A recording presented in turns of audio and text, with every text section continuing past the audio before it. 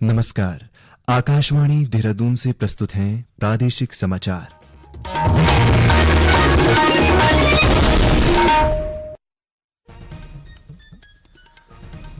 केंद्र सरकार ने सूक्ष्म, लघु और मध्यम उद्यमों के वर्गीकरण के लिए टर्नओवर और निवेश कसौटी में महत्वपूर्ण संशोधन अधिसूचित किए। 1 अप्रैल से होंगे लागू। मुख्यमंत्री पुष्कर सिंह धामी ने कहा, सरकार वर्ष 2030 तक सतत विकास के लक्ष्यों को हासिल करने के लिए संकल्पबद्धता के साथ काम कर रही है। उत्तराखंड सरकार अपने कार्यकाल के 3 वर्ष पूरा होने पर प्रदेश में विभिन्न कार्यक्रमों का आयोजन कर रही है और ऑपरेशन मुक्ति अभियान के तहत उत्तरकाशी पुलिस शिक्षा से वंचित बच्चों को स्कूल भेजने का काम कर रही है। प्रादेशिक समाचारों के साथ मैं आशुतोष उनियाल। और अब समाचार विस्तार से। सरकार ने सूक्ष्म, लघु और मध्यम उद्यमों के वर्गीकरण के लिए टर्नओवर और निवेश कसौटी में महत्वपूर्ण संशोधन अधिसूचित किए हैं। ये संशोधन 1 अप्रैल से प्रभावी होंगे। एक रिपोर्ट। अब 2.5 करोड़ रुपए तक के निवेश वाले सूक्ष्म, लघु और मध्यम उद्यमों को सूक्ष्म उद्यम के रूप में वर्गीकृत किया जाएगा। पहले इनके लिए निवेश सीमा 1 करोड़ रुपए थी। इसी प्रकार टर्नओवर सीमा भी 5 करोड़ रुपए से बढ़ाकर 10 करोड़ रुपए कर दी गई है। 25 करोड़ रुपए तक के निवेश वाली इकाइयां लघु उद्यम वर्ग में रखी गई हैं। पहले इनके लिए निवेश सीमा 10 करोड़ रुपए थी। इन उद्यमों के लिए टर्नओवर सीमा 50 करोड़ रुपए से दोगुनी कर 100 करोड़ रुपए की गई है। 125 करोड़ रुपए तक की निवेश वाली सूक्ष्म, लघु और मध्यम इकाइयां अब मध्यम उद्यम मानी जाएंगी। पहले इनकी निवेश सीमा 50 करोड़ रुपए थी। मध्यम उद्यमों के लिए टर्नओवर सीमा दोगुनी कर 500 करोड़ रुपए कर दी गई है।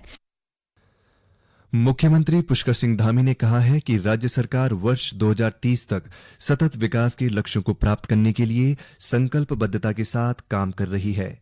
आज देहरादून में आयोजित एसडीजी अचीवर्स अवार्ड समारोह में मुख्यमंत्री ने कहा कि राज्य के उद्यमी और किसान सतत विकास लक्ष्यों को प्राप्त करने में अहम भूमिका निभा रहे हैं।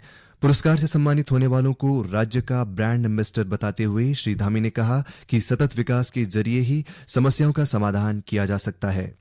सरकार द्वारा किए गए जन कल्याणकारी प्रयासों को रेखांकित करते हुए मुख्यमंत्री ने कहा कि गरीबी उन्मूलन, स्वच्छता सहित कई क्षेत्रों में सरकार विभिन्न उपलब्धि हासिल कर रही है, जो प्रदेश के विकास के सही दिशा में होने का प्रमाण है। आज विश्व तपेदिक दिवस है। टीबी के हानिकर स्वास्थ्य, सामाजिक और आर्थिक परिणामों के बारे में जागरूकता लाने और वैश्विक स्तर पर इसके उन्मूलन के प्रयास तेज करने के लिए प्रत्येक वर्ष 24 मार्च को यह दिवस मनाया जाता है। इस वर्ष का विषय है, हाँ, हम क्षय रोग का खात्मा कर सकते हैं। प्रतिबद्धता, निवेश और परिणामी प्रयास। एक रिपोर्ट। देश को टीबी मुक्त बनाने की दिशा में केंद्र सरकार द्वारा कई कदम उठाए गए हैं। इनमें जोखिम आबादी वाले क्षेत्र में टीबी की पहचान, टीबी रोगियों को मुफ्त दवा और निदान प्रदान करना और निक्षय पोषण योजना के तहत रोगी को प्रति माह 1000 रुपए की राशि प्रदान करना शामिल है। इसके अलावा सरकार द्वारा चिन्हित प्राथमिकता वाले जिलों में 100 दिन का टीबी उन्मूलन अभियान भी शुरू किया गया, ताकि टीबी के छूटे हुए मामलों का पता लगाया जा सके, मृत्यु दर में कमी लाई जा सके और नए मामलों को रोका जा सके। विश्व स्वास्थ्य संगठन की 2024 की वैश्विक टीबी रिपोर्ट के अनुसार भारत में टीबी के मामलों की संख्या में 17.7% की गिरावट दर्ज की गई। यह संख्या वर्ष 2015 के प्रति लाख जनसंख्या पर 237 थी, जो घटकर 2023 में 195 पहुंच गई। राज्य सरकार उपनल और संविदा कर्मियों के नियमितीकरण के लिए जल्द ठोस नीति बनाएगी। मुख्यमंत्री पुष्कर सिंह धामी ने इसकी घोषणा की है। कल देहरादून के आयोजित कार्यक्रम में श्री धामी ने कहा कि प्रतियोगी परीक्षाओं की तैयारी कर रहे छात्रों और स्नातक युवाओं को आर्थिक सहायता और विशेष प्रशिक्षण दिया जाएगा। इसके लिए एक उच्च स्तरीय समिति बनाई जाएगी। इसके अलावा 10 करोड़ रुपए तक के सरकारी कार्य अब स्थानीय ठेकेदारों को ही दिए जाएंगे। ये समाचार आकाशवाणी के देहरादून केंद्र से प्रसारित किए जा रहे हैं। ताजा समाचार के लिए आप हमारे सोशल मीडिया एक्स व Facebook page Akashvani news Uttarakhand को फॉलो कर सकते हैं। साथ ही ये समाचार हमारे YouTube channel Akashvani news Uttarakhand पर भी उपलब्ध हैं। उत्तराखंड सरकार अपने कार्यकाल के 3 वर्ष पूरा होने पर प्रदेश में विभिन्न कार्यक्रमों का आयोजन कर जन कल्याणकारी योजनाओं की जानकारी आम लोगों तक पहुंचाने का काम कर रही है। इसके अतिरिक्त राज्य के विभिन्न स्थानों में सरकार के निर्देश पर बहुउद्देशीय शिविर आयोजित किए जा रहे हैं, जिनमें आम लोगों को स्वास्थ्य, कृषि, बागवानी सहित विभिन्न सुविधाएं उपलब्ध कराई जा रही हैं। 22 मार्च से शुरू हुए यह कार्यक्रम कल तक सभी जिला मुख्यालयों में आयोजित किए जाएंगे। साथ ही आज से विधानसभा और विकासखंड स्तर पर भी बहुउद्देशीय शिविरों का बड़े स्तर पर आयोजन किया जा रहा है, जो 30 मार्च तक जारी रहेगा। इसी कड़ी में उत्तरकाशी के आजाद मैदान में एक भव्य समारोह हुआ। कार्यक्रम में बड़ी संख्या में लोगों ने भाग लिया। इस दौरान बहुउद्देशीय और चिकित्सा शिविरों का आयोजन और योजनाओं के लाभार्थियों को चेक तथा आवश्यक सामग्री वितरित की गई। वहीं टिहरी जिले में विभिन्न योजनाओं के लाभार्थियों ने सरकार के प्रति आभार प्रकट किया। मैं चाखनीधार ब्लॉक के खांड गांव से बिलोंग करती हूँ। मुझे नंदा गौरव की योजना के तहत 51,000 प्राप्त हुए, इसलिए मैं उत्तराखंड सरकार का बहुत बहुत धन्यवाद करना चाहती हूँ।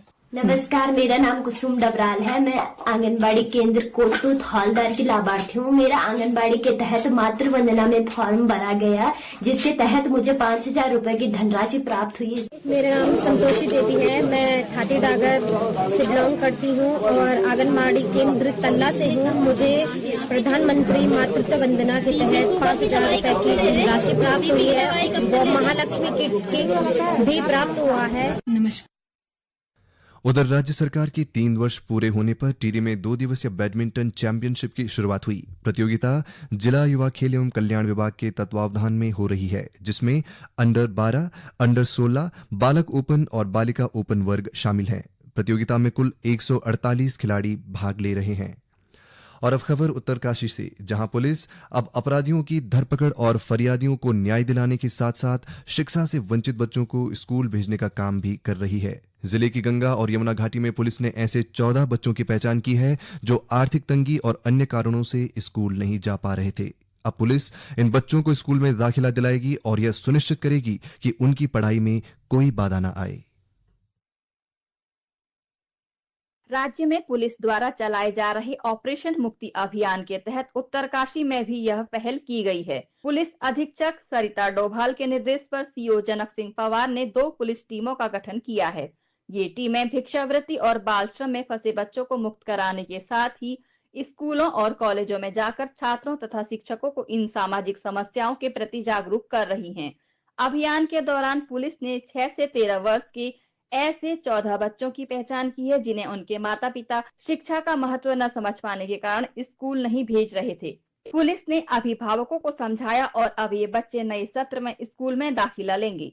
आकाशवाणी समाचार देहरादून के लिए उत्तरकाशी से आशीष मिश्रा की रिपोर्ट के साथ समाचार कक्ष से नीता कांडपाल।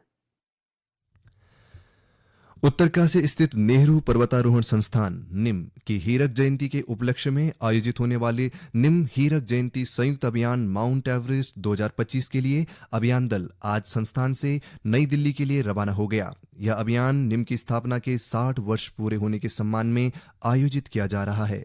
अभियान का उद्देश्य प्रशिक्षकों को एवरेस्ट जैसी चरम परिस्थितियों में व्यवहारिक अनुभव देना है।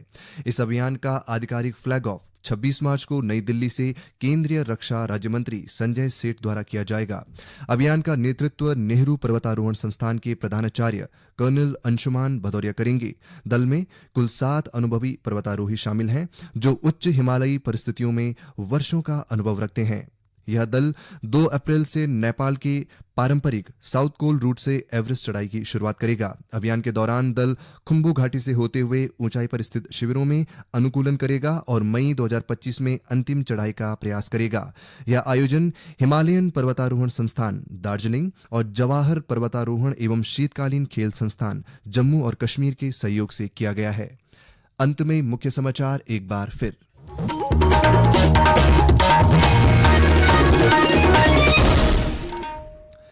केंद्र सरकार ने सूक्ष्म, लघु और मध्यम उद्यमों के वर्गीकरण के लिए टर्नओवर और निवेश कसौटी में महत्वपूर्ण संशोधन अधिसूचित किए।